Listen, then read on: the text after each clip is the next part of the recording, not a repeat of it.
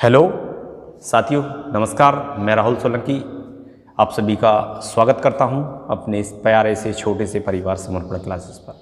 और अब मुझे उम्मीद है कि आप बहुत अच्छे होंगे। सभी लोग, आपकी तैयारी बहुत अच्छे से सभी लोगों की चल भी रही होगी। तो चलिए, आज मैं आपके लिए जो यूपी पुलिस कांस्टेबल की जो आप सभी लोग मेरे भाई और छोटे बहनें हैं, सभी लोग तैयारी कर रहे हैं, तो उनके लिए मैं एक छोटा सा प्लान है, कुछ ज़्यादा बड़ा नहीं है, एक थोड़ी सी एक चीज़ें ये क्लियर करेंगे कि हमें अब थोड़ा बहुत कहाँ ध्यान देना चाहिए, जिससे ये बचे हुए दिन हैं हमारे कुछ थोड़े बहुत काम आ सकें।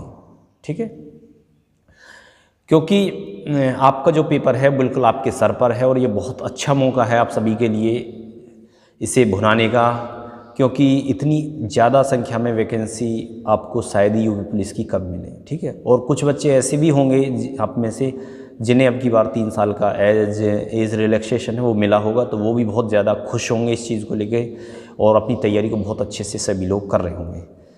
तो चलिए बच्चों, मैं आपको बता देता हूं कि जो बच्चे इस समय तैयारी कर रहे हैं वो सभी लोग एक चीज़ अपने दिमाग में गांठ मार लेना, यदि आपको सिलेक्शन लेना है भाई, तो 2 सब्जेक्ट हैं आपके पास जिनमें आप बहुत अच्छा स्कोर कर सकते हो और सिलेक्शन ले सकते हो। एक तो पहले नंबर पर है रीजनिंग, ठीक है, और दूसरे नंबर पर है हिंदी।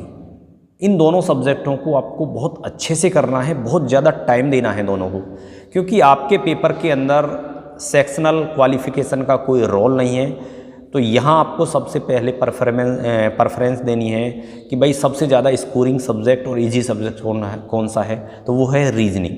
तो रीजनिंग को पहले नंबर पर लें और बिल्कुल स्कोर को एकदम चढ़ा के लें। यदि 55 का रीजनिंग पूछी गई आपके पेपर के अंदर और आ भी रही है मॉक के अंदर, तो आप जो स्कोर है वो 50 तक कर पाओ, ऐसी आपकी रीजनिंग होनी ज़रूरी है यदि आपको सिलेक्शन लेना। और 55 में से 50 रीजनिंग में मैं नहीं मानता कि कोई ज़्यादा का स्कोर है। ठीक है, 1-2 क्वेश्चन यदि टफ आते हैं, कुछ उदाहरण वगैरह हैं, या मान लीजिए कि कोई सीरीज़ वगैरह गलत फंस गई, तो उसके लिए भी तो मैं बता रहा हूँ 5 क्वेश्चन हैं, बाकी तो सही करो। ठीक है, कोई ज़रूरी नहीं को बिल्कुल भी ना हो तुमसे, कुछ तो होंगे।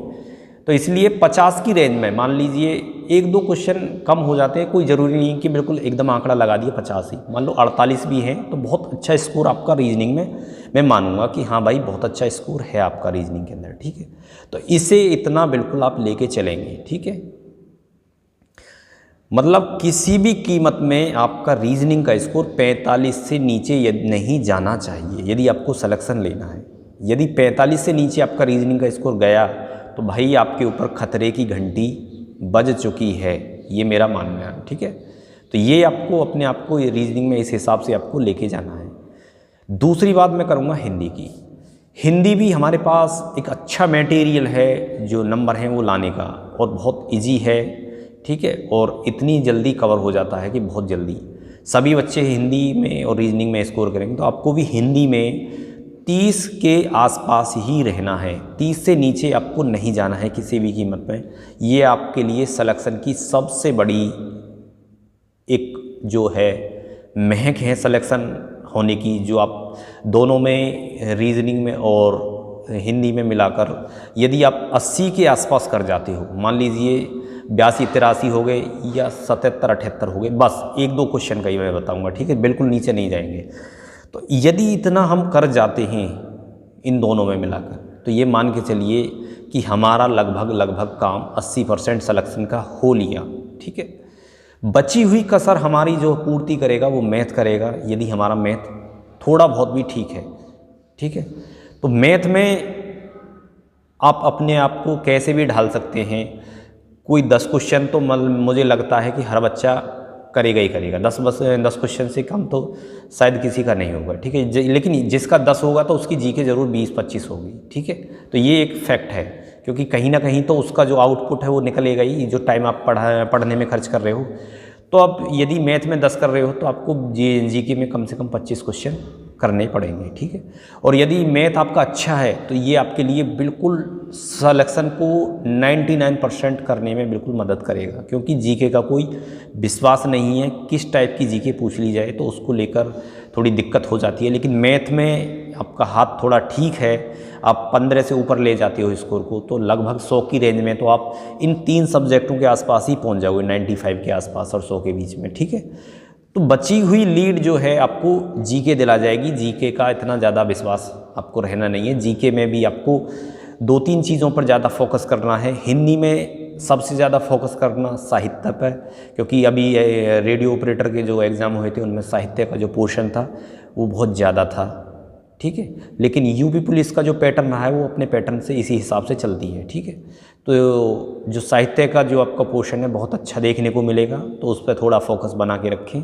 थोड़ी रचना वगैरह हैं, जो पुरस्कार मिले थे रचनाओं के संबंध में, और हिंदी में प्रथम वगैरह, इस टाइप से जो भी चीज़ें हैं। और दूसरी जो चीज़ है आपकी जीके के अंदर, वो आएगी आपकी करंट अफेयर्स। वो ठीक ठाक आएगी, बशर्ते रेडियो ऑपरेटर में करंट अफेयर्स कम आई थी। करंट अफेयर्स पे बहुत ज़्यादा फोकस करना है, ठीक ठाक, ठीक है। और तीसरा जो फोकस है आपका वो रहना है आपका स्टैटिक जीके। यहाँ यदि आपका इन तीनों 2-3 जो सब्जेक्ट हैं इन पर मैंने बताया जो टॉपिक हैं, यदि इन पर अच्छी पकड़ है आपकी, तो आपका बेड़ा पार जो है जॉब जो लगनी है वो सिलेक्शन बिल्कुल कंफर्म है। तो इन चीज़ों का आपको विशेष कर ध्यान रखना है कि हमें कहाँ कहाँ से क्या क्या चीज़ें पढ़नी है। बशर्ते मैंने एक वीडियो आपकी बनाई हुई थी पहले, उसमें मैंने बता दिया था कि आपको जीके के कौन कौन से टॉपिक हैं जो पढ़ने हैं, जहाँ से क्वेश्चन बनने की संभावना है। तो आप चाहो तो उसे कांस्टेबल की, यूपी पुलिस कांस्टेबल की प्लेलिस्ट है, उसमें जाके एक बार देख लेना, वो मिल जाएगी आपको, ठीक है। तो चलिए, खुश रहिए, मस्त रहिए, ऐसे ही मुस्कुराते रहिए। मेरा सभी को जय हिंद, नमस्कार।